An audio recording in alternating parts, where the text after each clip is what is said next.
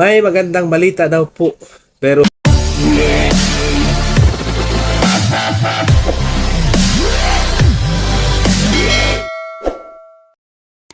so ayun, what's up guys? Welcome back po muli sa aking YouTube channel. Panibagong araw at panibagong vlog, panibagong reaction video po tayo sa araw na ito. So for today's reaction video po, atin pong pag-usapan, bigyan ng kaunting opinion, tungkol dito sa sinabi ni Edo, si Kalingap Edo po ay nagsalita na. Ayan, at hindi nga po siya nakapagpigil. At mayroon pong dalang good news para sa atin itong si Kalingap Edo. Hello po guys, magandang araw po mga Kalingap. Subscribe natin Coolwin. Pumunta pa ng Gumaka po para may-meet tayo ni Coolwin. Salamat po Kuya Bal. I-subscribe po ang kanyang channel, Yun. Coolwin. So, maraming salamat po muli kay Kuya Bal Santos Matubang at sa mga baguhan pa po dyan. Hindi po kayo nakadalaw sa channel ni Bal Santos Matubang, Kalingap Rob at Edna Vlogs. Ayan, please dalawin po natin, supportahan po natin at panoorin po natin yung kanilang mga videos. Napakalaking bagay po niyan, yung simpleng panonood po natin para rin po tayo nakatulong sa mga tinutulungan nila mga hikahos sa buhay. So, ito na nga po guys, ang ating reaction video. Ayan, dito po sa sinabi ni Edo, talagang nagsalita na po itong si Edo tungkol sa mga usap-usapan or mga issue. Siyempre, may dalang good news din po para sa atin itong si Kalingap Edo. So, wag na po natin patagalin. Panoorin na po natin ang mga video clips na ito. Huwag po tayo magpapano sa mga ibang mga hindi kalingap na reactor guys. Mag-iingat po tayo kasi yung iba nagkaroon ng Oo, tama. fake na news yan. Natin supportahan. Ito po yan. Ingatan po natin. Hanggat hindi po nanggagaling sa ating fake or nakikita nyo sa video, wag po kayo magpaparapaniwalat din guys. Kasi yung iba gusto lang kumita, nakakasira ng tao. Sa pool. Ngayon, narinig po natin yung sinabi ni Edo. Ito po ay tungkol nga po dito sa mga fake reactors. Ayan, napakarami po talaga.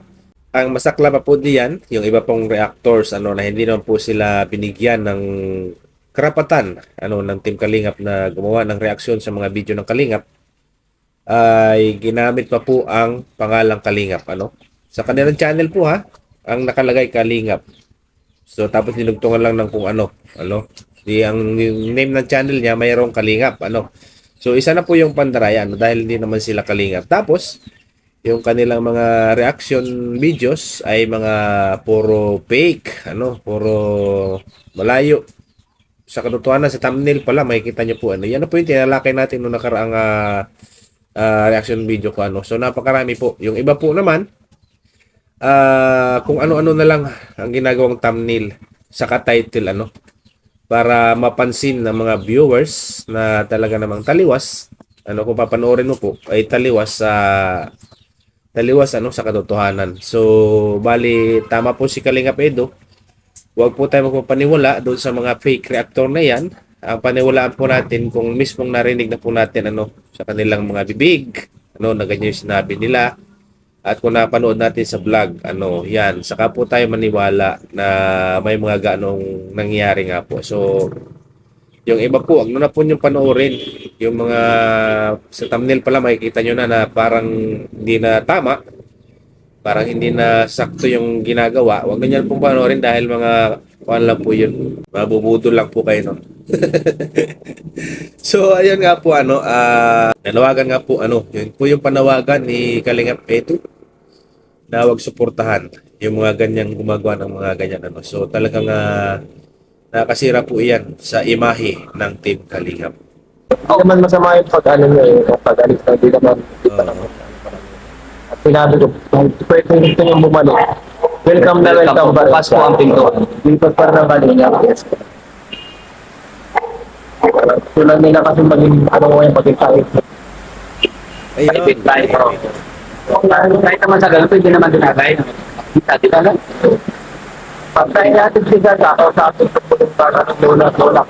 Talaga para Wala nang bawal ng Pinag-usapan ko ng mga lolo at lola niya. So, ayan po hindi po tayo nagkamali ng pag-aanalisa.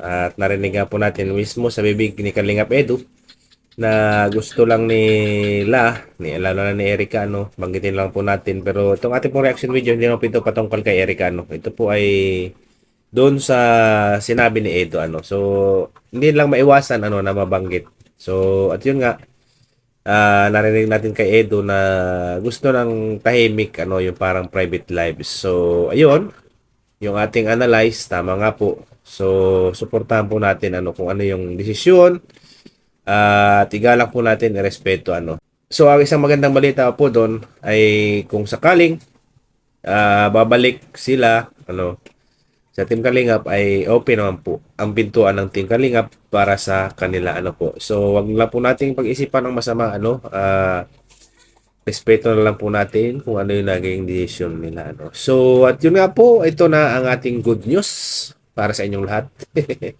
Meron pong good news. Pasensya na po kayo sa aking boses at dito po sa amin ay masama ang panahon, maulan-ulan, kaya ayan, ang inyo pong lingkod, nadali. Ayan, So, pasensya na po sa ating boses. Panoorin po natin kung ano yung good news ni Kalingap Edu. Ayan na po. Ko na lang sa Sunday yung Ay, di. May magandang balita. May magandang balita daw po, pero sa Sunday pa. Pabihitin, Pabihitin tayo ni Edo, kung ano yung magandang balita na yun. So, ano kaya yung magandang balita? Ayan, na tayong lahat ngayon ay nangangapa, kung ano yung magandang balita ni Edo para sa atin. So, abangan natin, kung ano yung magandang balita na yun na sinasabi niya para sa atin at na wala kaya natin, kung ano yun. Meron kayang magbabalik? Or meron kayang magsasalita? O mapapanood kaya nating muli? Parang ganon.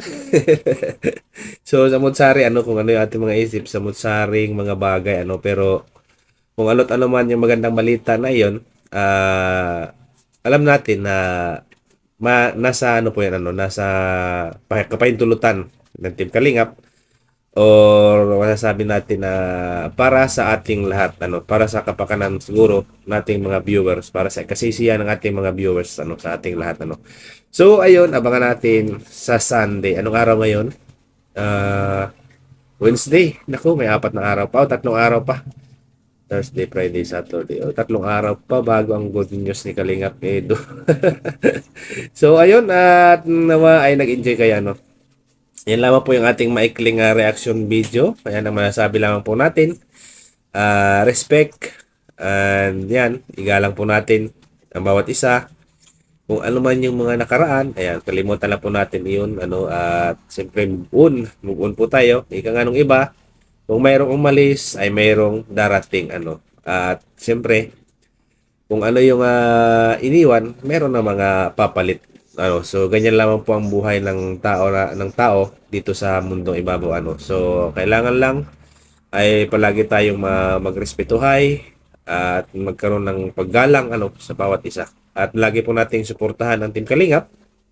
At shoutout din po kay Juan TV Vlogs, yung kasama ni Kalingap Edu sa kanyang live, So suportahan po natin si Juan TV Vlogs at ng iba pong Kalingap partners na talagang nasa laylayan pa po, hindi pa po sila masyadong tumataas talaga yung mga subscribers nila, po. So, at ang inyong link ko din po. So, yun naman po.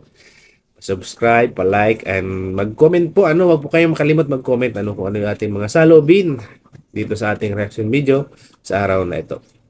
So, ayun, mag-iingat po tayong palagi, lalong-lalo na po yung mga nandyan sa lugar ng malapit sa bansang Israel at sa Palestine, meron silang kaguluhan diyan. Ipag-pray mo natin yung mga kababayan nating Pilipino na nandyan sa mga lugar na iyan, na sana ay nawa ay hindi sila mapiktuhan ng kaguluhan diyan at nawa ay makauwi sila ng maayos dito sa ating bansang Pilipinas. So, yun.